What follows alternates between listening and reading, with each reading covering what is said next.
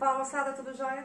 Hoje nós vamos discutir um modo de produção, que vem a ser um modo de produção segundo uma análise marxista. Foi Karl Marx no século XIX, que ao estudar o passado, que ao olhar para o passado, vai entender esse passado de forma que ele vai chamar de como que a sociedade cria um modo de produção para as suas necessidades. Ele entende que a história ela é baseada no materialismo histórico. Então, nós vamos estudar esse conceito de modo de produção feito por Karl Marx, né?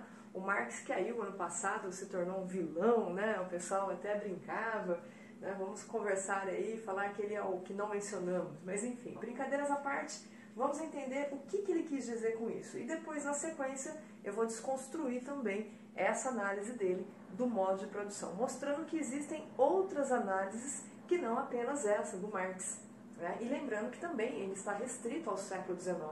Então Marx não viu o advento da internet, Marx não viu as tecnologias que nós temos hoje. Então nós não podemos cobrar dele algo atual, né? Embora muitas das análises dele façam parte ainda do nosso cotidiano. Vamos começar por essa perspectiva do materialismo histórico. E eu estou me baseando no Gabriel Kohn, um professor especialista em Marx da Universidade de São Paulo, da USP. O que quer dizer o materialismo histórico a partir da interpretação de Karl Marx? O Marx olha para o passado, ele olha para as sociedades que já passaram e entende, né, que a história, a abordagem historiográfica que ele vai usar, já estudamos o que é a historiografia, que é a forma de escrever a história, né, ele vai privilegiar uma visão das condições materiais e econômicas, ou seja, ele olha para as sociedades antigas e tenta entender de que maneira as condições materiais e econômicas foram organizadas, né? Portanto, ele analisa a forma como determinado período histórico se organiza para a sua reprodução econômica. E ele chama essas condições materiais, essas condições econômicas, ele chama essas características de infraestrutura. E essa infraestrutura, que para o Marx é econômica, ela vai determinar a superestrutura. O que seria a superestrutura? O resto, né? A política, a esfera jurídica, o pensamento religioso, as questões culturais. E por que aquela ideológica? Porque essas questões aqui são a produção de ideias, né? O Marx entende que essas características aqui derivam dessa aqui que é econômica.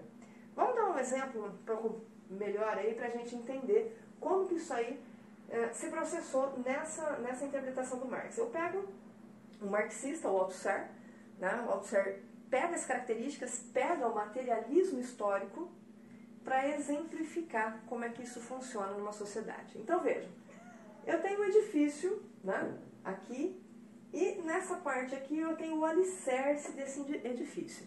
Então veja, o que determina o tamanho que o prédio pode ter é a base dele, é esse alicerce.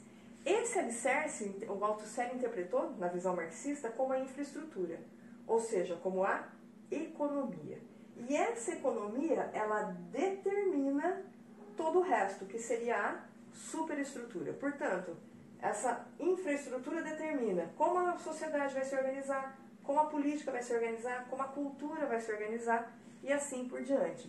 Eles vão chamar isso, Marx vai chamar isso de materialismo histórico. O que quer dizer isso? Que tudo que existe da nossa sociedade não veio do além, não veio do alienígena, né? Não foi Deus que quis, ou seja, é o homem que produziu tudo isso.